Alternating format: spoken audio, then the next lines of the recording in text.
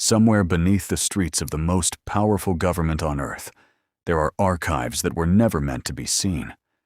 No public map shows them. No official record explains what is buried inside. In 1975, America was forced to confront a secret that had been hidden for decades. MK-Ultra, a CIA program involving experiments that raised disturbing questions about power, control, and human experimentation. But that revelation created an even darker question. If one of the most secretive programs in American history could remain hidden for decades, what else could still be buried? Tonight, we go inside the world of classified intelligence, secret programs, and documents that were never meant for the public. Because sometimes, the most dangerous secrets are not the ones governments admit. They are the ones they refuse to explain. And somewhere in those forgotten archives, the next revelation may still be waiting.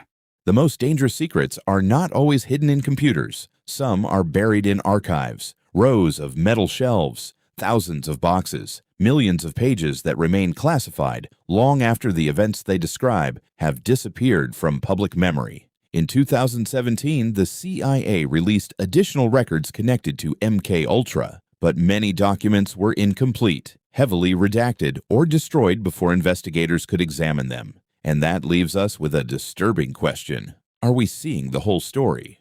Or only the part someone decided we were allowed to see? Because history has already shown that secret programs can remain hidden for decades. And if the files we know about were once buried, what is still sitting inside the archives today? The deeper investigators look, the more questions they find. And some of those questions lead straight back to the secrets of MK-Ultra. These are the documents that were never meant to be seen. Black bars cover entire paragraphs. Names disappear. Dates are missing. And sometimes, the most important details are gone completely. What remains is a fragmented record of secret decisions and experiments that pushed the boundaries of what governments were willing to do. Declassified records have confirmed that MK-Ultra was real, but they also reveal something else. Some of the truth was never preserved. Records were destroyed, documents were lost, and countless details remain unknown. So when a classified file is finally released, the question is not only what it reveals, it is what has been removed. Why were these passages blacked out? Why were certain names erased? And decades later, why do some records remain sealed?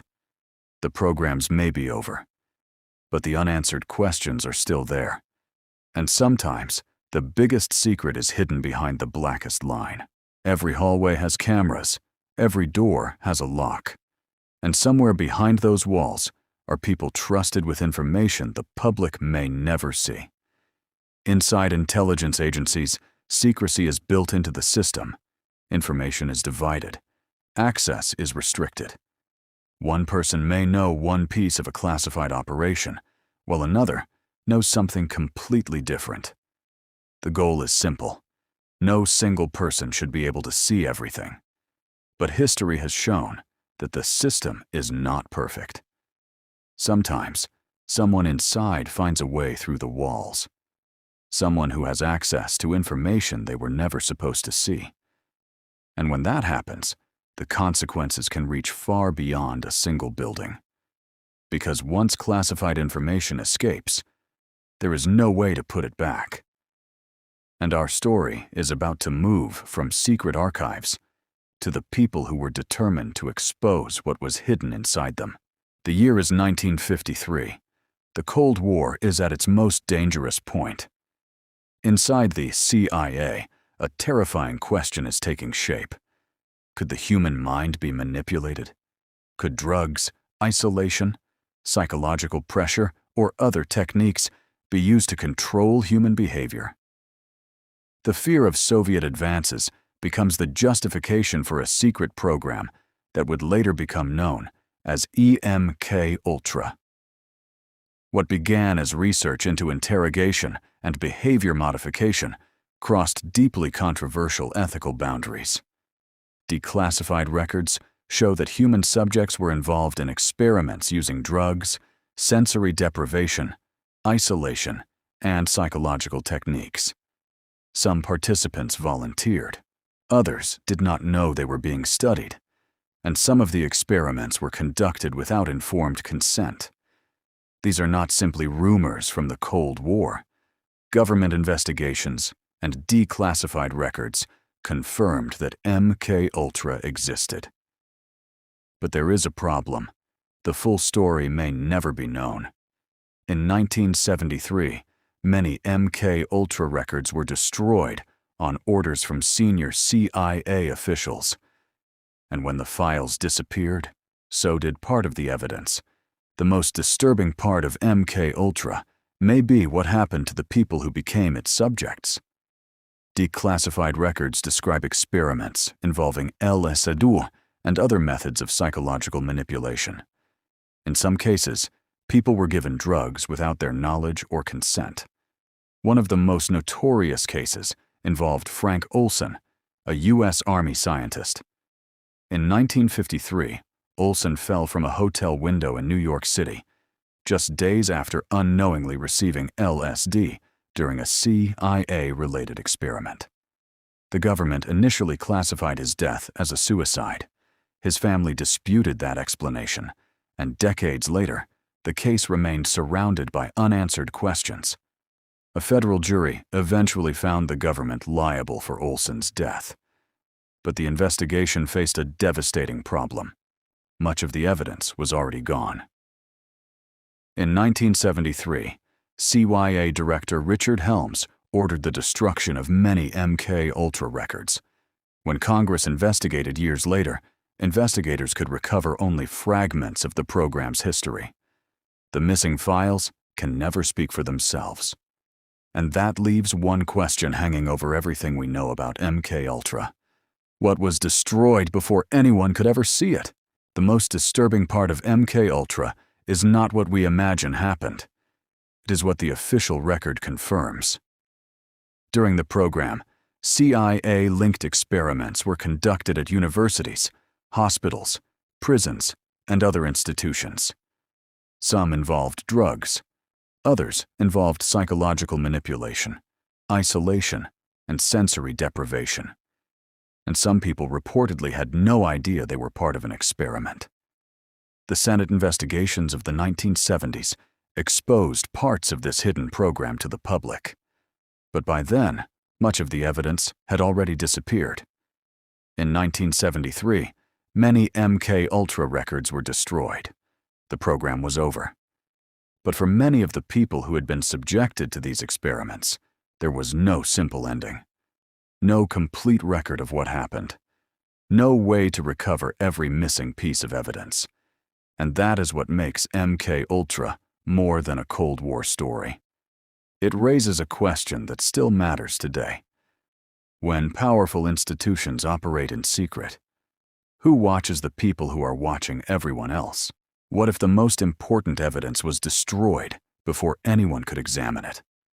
During the Cold War, intelligence officials explored disturbing questions about human behavior and the limits of the mind. MK Ultra investigated techniques involving drugs, hypnosis, sensory deprivation, psychological manipulation, and other methods. The program operated through a network of institutions and covert activities that remained hidden from the public for years. Then came the investigations. In 1975, the Church Committee began exposing the secret activities of U.S. intelligence agencies. But investigators faced a serious problem. Much of the MK Ultra record was already gone. In 1973, many of the program's files had been destroyed. That meant investigators were left trying to reconstruct a secret history from fragments. The destruction of those records created a permanent gap in the historical record. We know what survived. We know what investigators uncovered. But we can never know everything that was lost. And that raises a chilling question. What other secrets disappeared with those files? In 2020, the world changed almost overnight. A new virus spread across the globe. Governments imposed lockdowns, emergency measures, and restrictions on an unprecedented scale. Hospitals filled, businesses closed, and behind closed doors, officials were making decisions that would affect billions of people. But as the crisis unfolded, another story was taking shape. Questions began emerging about U.S.-funded research connected to the Wuhan Institute of Virology and EcoHealth Alliance. Some facts are documented, others remain disputed. Public records, emails, and government reports revealed a complicated picture of research funding, oversight, and competing claims about what was actually being studied. Some officials defended the research. Others questioned whether the work had been properly monitored. And investigators have continued to examine what happened. But one thing remains clear. The public does not have every answer. And when critical records are incomplete, disputed, or still under investigation, the unanswered questions become part of the story. What happens when scientific research moves into territory the public cannot fully see? Laboratories working with dangerous pathogens operate under strict containment rules, safety protocols, and layers of oversight. At least, that is how the system is designed to work. For years, researchers around the world have studied coronaviruses and other pathogens to better understand how diseases spread and how future outbreaks might be prevented. But some of this research has become the subject of intense debate. One of the biggest questions concerns experiments that can alter or study the behavior of viruses in ways that may increase scientific understanding, but could also raise safety concerns. Scientists disagree about the risks. Some argue this research is essential for preparing for future pandemics. Others warn that the potential consequences are too dangerous. And this is where the story becomes complicated. The available evidence does not establish a definitive answer to every question surrounding this research. But it does reveal something important. Much of the public debate has taken place with incomplete information, disputed interpretations, and records that have not always been easy to access. And when the stakes involve the health of billions of people, even unanswered questions can become impossible to ignore. The fastest medical breakthrough in modern history also created one of the biggest questions. In 2020, scientists were racing against a virus spreading across the world. Research that normally took years was accelerated at unprecedented speed. New technologies were deployed, clinical trials moved forward rapidly, and governments made decisions under enormous pressure. Some people questioned whether speed could compromise safety. Others argued that decades of previous research made rapid development possible. The evidence does not support a single simple explanation. But another issue remained. How much of the decision-making process was actually visible to the public? Internal communications, risk assessments, regulatory discussions, records requested through Freedom of Information laws. Some documents were released, others were heavily redacted. Some requests were denied. And the more documents investigators examined, the more complicated the picture became. Because the real question is not simply how quickly the vaccines were developed, it is how much of the decision-making process the public was able to see, and how much remained behind closed doors. What if the most powerful surveillance system in history is already operating around you, and you never know when you are being watched? In 2013, Edward Snowden revealed classified documents describing the extraordinary scale of modern electronic surveillance. The disclosures triggered a global debate about privacy, national security, and government power. Programs such as PRISM became symbols of a system capable of collecting and analyzing enormous amounts of digital information. The government defended surveillance as a tool for preventing terrorism and protecting national security. Critics argued that the public had not been given enough information about how these systems operated. And that raises a deeper question. When governments can monitor communications on a massive scale, who watches the people operating the surveillance systems? Who decides what information is collected? Who has access to it? And how long does it remain stored? The technology has changed dramatically since the days of MK Ultra. But the question of secrecy has remained the same. How much power can exist in the shadows before the public even knows it is there? Late at night, inside intelligence agencies around the world, analysts are connecting pieces of information that could change national policy. But here is the part most people never see. The people analyzing the information may not have access to the full picture. Intelligence agencies use compartmentalization to restrict sensitive information. One analyst may know one operation exists, while another, working only a few rooms away, may know nothing about it. The system is designed to protect sources, limit damage from leaks, and prevent sensitive information from spreading. But there is a hidden cost. When information is divided into thousands of separate pieces, who can actually see the entire picture? And what happens when the people making critical decisions are working with information that is incomplete? This is where secrecy becomes more than a security measure. It becomes a question of accountability. Because if no single person can see the whole system, who is responsible when something goes wrong? And if the public can see even less, how can anyone know what is really happening behind the walls? The truth rarely appears in a single document. Sometimes, investigators have to spend years assembling fragments: a photograph, a classified file, a government report, a witness statement. One piece at a time, the picture begins to emerge. Investigating government secrecy is especially difficult. Records can be classified. Freedom of information requests can be delayed or denied. Important documents can arrive heavily redacted, and witnesses may refuse to speak. But investigators keep digging. They file requests. They challenge decisions. They publish evidence. They follow leads that others abandoned years ago. And sometimes, those efforts uncover information that was never meant to become public. But there is a limit. How far can an investigator go when the most important evidence remains classified? How much can the public know when access to the original records is restricted?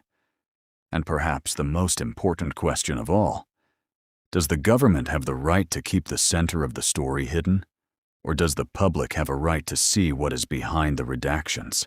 A private island in the Caribbean became one of the most controversial locations in a case that exposed a network of wealth, power, and abuse. Jeffrey Epstein owned Little St. James in the U.S. Virgin Islands, a property that attracted enormous public attention after his arrest in 2019. But the island itself was only one piece of a much larger investigation.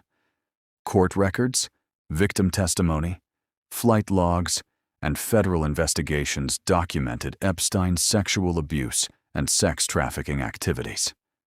Yet as investigators examined his network, more questions emerged. Who knew what was happening? Who had contact with Epstein? And how much did powerful people around him understand? Being mentioned in a flight log or knowing Epstein does not, by itself, establish criminal wrongdoing. That distinction matters. But the investigation revealed a network of relationships that continues to attract scrutiny. Some questions have been answered through court proceedings and official investigations. Others remain unresolved. And the deeper investigators looked into Epstein's world, the harder it became to separate what was proven from what was merely alleged. The evidence tells us a disturbing story, but it may not tell us the entire story. Across New York, Palm Beach, Paris, and the U.S. Virgin Islands, Jeffrey Epstein maintained a network of properties that became central to the investigation into his activities. After his arrest, investigators examined these locations, financial records, communications, and testimony from victims. But the case became even more complicated because Epstein had spent years moving among circles of extraordinary wealth and influence. Politicians, business leaders, scientists, royal figures, and other prominent people. Public records, photographs, contact books, and flight logs documented relationships between Epstein and numerous individuals. But contact with Epstein does not, by itself, prove involvement in his crimes. That distinction is critical. The established record shows that Epstein was involved in the sexual exploitation and trafficking of minors. But questions about who else knew about his activities, who may have helped him, and why he received a controversial non-prosecution agreement in 2007 and 2008 have continued for years. The official record contains facts. The unanswered questions exist in the gaps between those facts, and those gaps are exactly where investigators continue to look.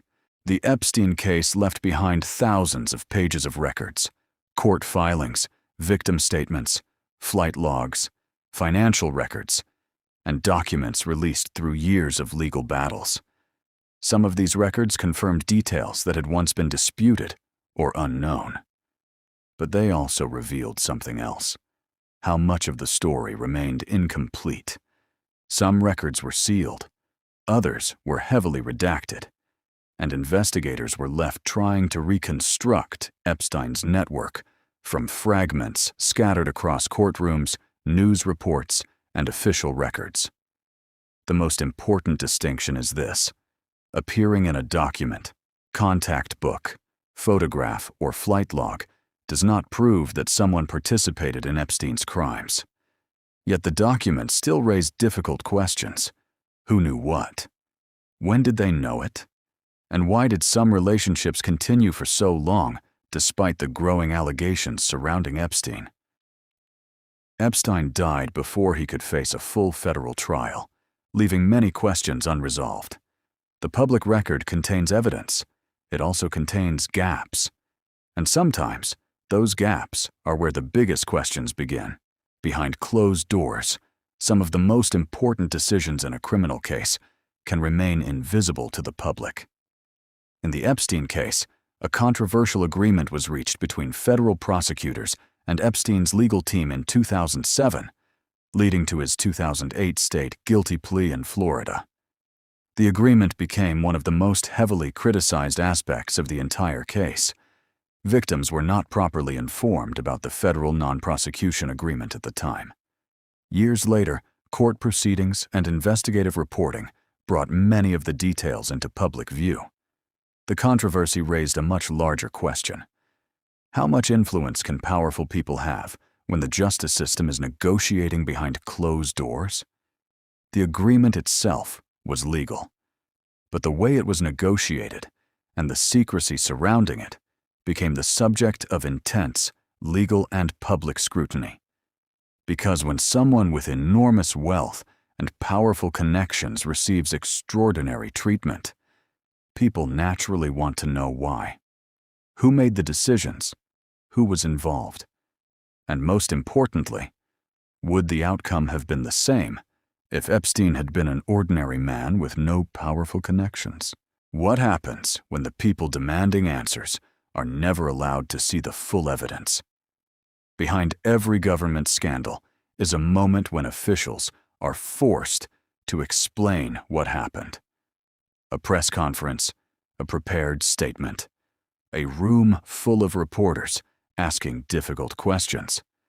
But the answers are not always complete. Officials may point to ongoing investigations. They may cite classified information.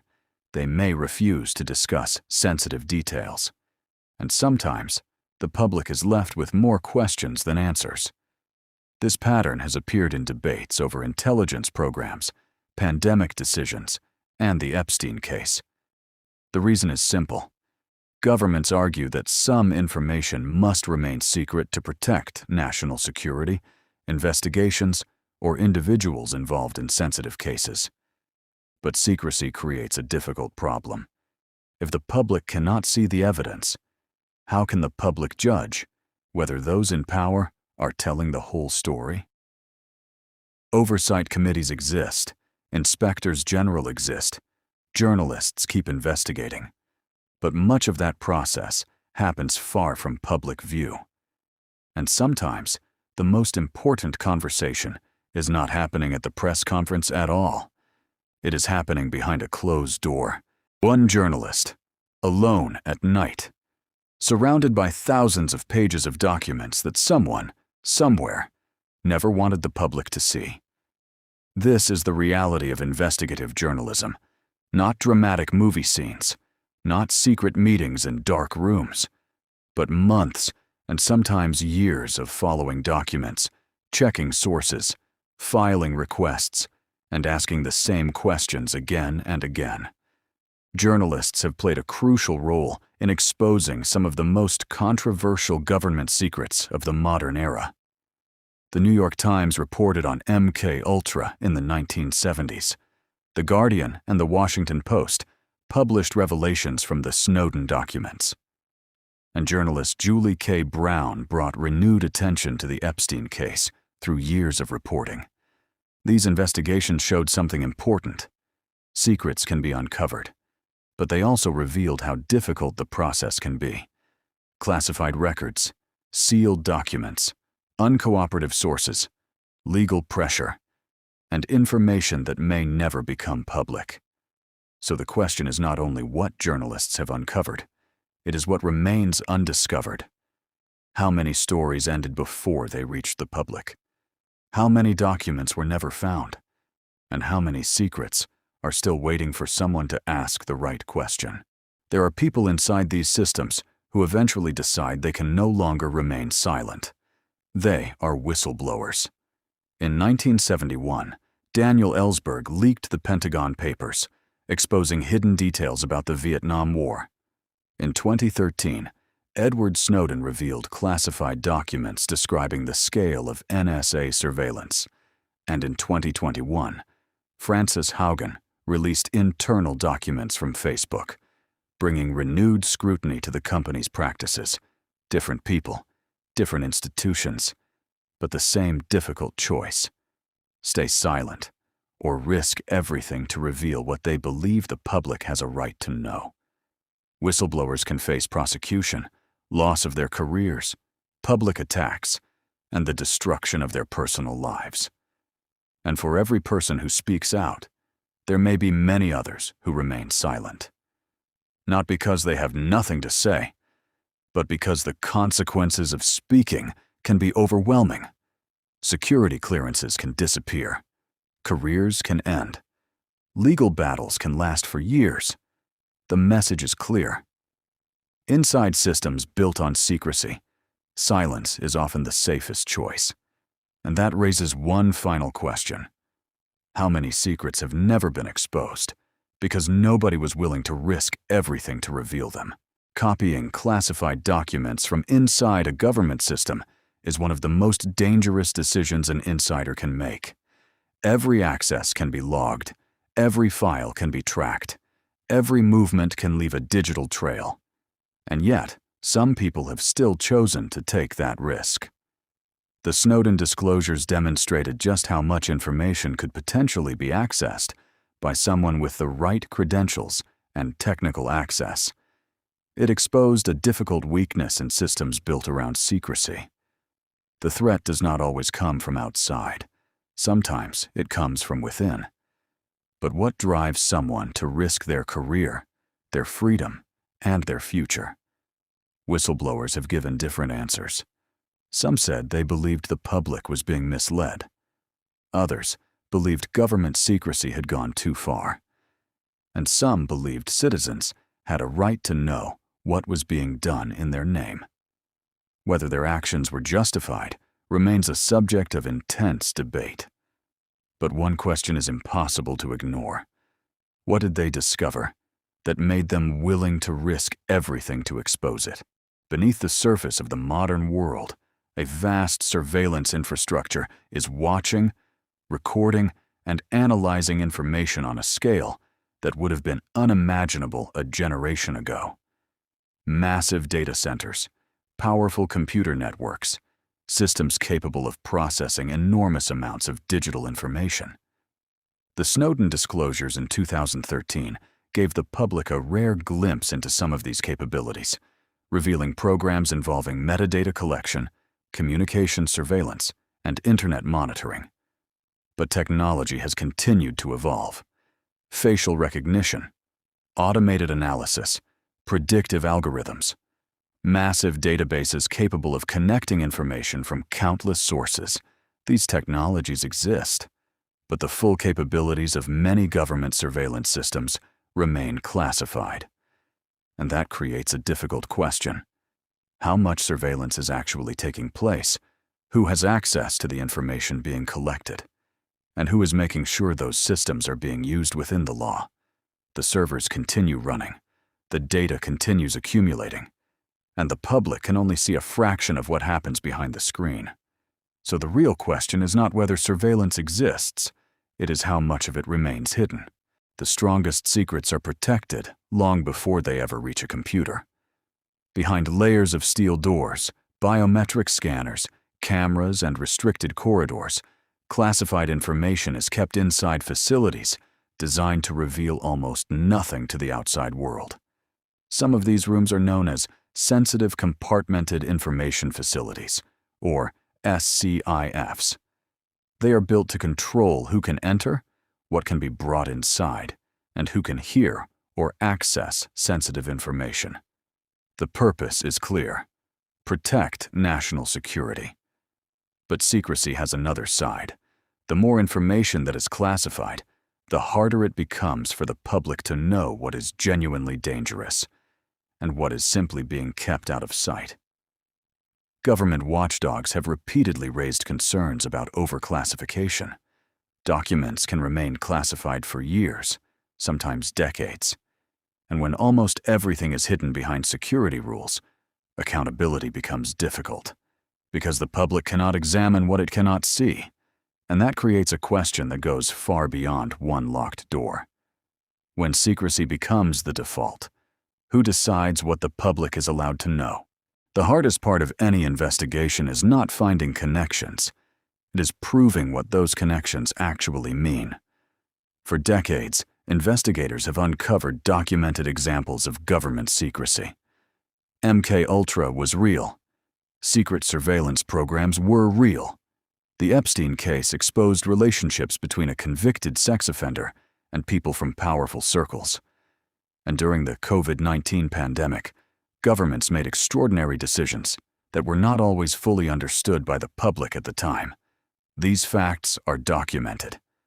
But connecting them into one enormous conspiracy is something the evidence does not establish. And that distinction matters, because serious investigators have to separate what is proven from what is suspected, what is documented from what remains unanswered. Yet when you step back and examine these cases together, a pattern does begin to appear. Compartmentalization, secrecy, limited transparency, and institutions that often reveal information only after intense public pressure. Maybe there is no single hidden organization controlling everything. Maybe the reality is more complicated. But one question remains. If these systems repeatedly operate behind closed doors, how much can the public truly know about what happens inside them? The battle over secret information has changed. Today, a classified file can cross the world in seconds. Encrypted communications, anonymous networks, and secure document systems have made it easier than ever to move sensitive information beyond government control. In 2010, WikiLeaks published hundreds of thousands of classified U.S. military and diplomatic documents. In 2013, the Snowden disclosures exposed a vast collection of secret surveillance programs. And decades earlier, the Pentagon Papers revealed how classified information about the Vietnam War had been kept from the public. Different eras, different technologies, but the same fundamental conflict: How much should a government be allowed to keep secret? And how much does the public have a right to know? As technology has advanced, so have the systems designed to detect unauthorized access and identify leakers. The legal consequences can be severe, including prosecution under the Espionage Act. The result is a constant battle between secrecy and transparency. Information can now move faster than ever, but the systems built to contain it have never been more powerful. And somewhere between those two forces, the truth can disappear. Outside the government building, one person stands in the rain, staring through the darkness. From the outside, democracy can look simple. A building, a flag, security guards, official statements. But behind those walls is a world most citizens will never see. Classified programs, restricted information, secret investigations, and decisions made far beyond public view. The government argues that secrecy is necessary to protect national security, and sometimes it is. But secrecy creates a fundamental problem. A democracy depends on an informed public, and the public cannot question what it cannot see. The more information remains classified, the greater the gap becomes between what governments know and what citizens are allowed to know. That gap is where suspicion grows. It is where unanswered questions survive. And it is why one question has followed every major intelligence scandal for generations. What is really happening behind those walls? Because sometimes the most important story is the one the public was never allowed to see. The underground vault contains something more powerful than money. It contains history. Box after box, file after file, decades of decisions, operations, investigations, and secrets waiting behind locked doors. Some classified records are eventually reviewed for release. Others remain protected for decades longer. And millions of pages still sit inside government archives, waiting for someone to decide whether the public is finally allowed to see them. The problem is that declassification is not automatic. Records can remain restricted because of national security concerns, intelligence sources, privacy issues, or other legal protections. But what happens when the original reason for secrecy disappears? The operation ends. The officials retire. The people involved are gone. And yet the file remains locked. For investigators, journalists, and historians, every sealed document represents a missing piece of the past, a piece that could confirm what we already know, or completely change the story. So why do some secrets remain buried long after the events themselves are over? And what would we discover if every locked file were finally opened? One folder, one document, one question that has never been fully answered. Every investigation eventually reaches a point where the evidence stops. A record remains classified. A testimony remains sealed. A document has been destroyed. And suddenly, the truth is hidden behind a wall no investigator can cross. Some information has legitimate reasons to remain classified. The identities of intelligence sources, sensitive military capabilities, ongoing operations, information that could put lives at risk. But there is a difficult line between protecting national security and protecting an institution from embarrassment or accountability. And when that line is hidden from the public, how can anyone know where it has been drawn?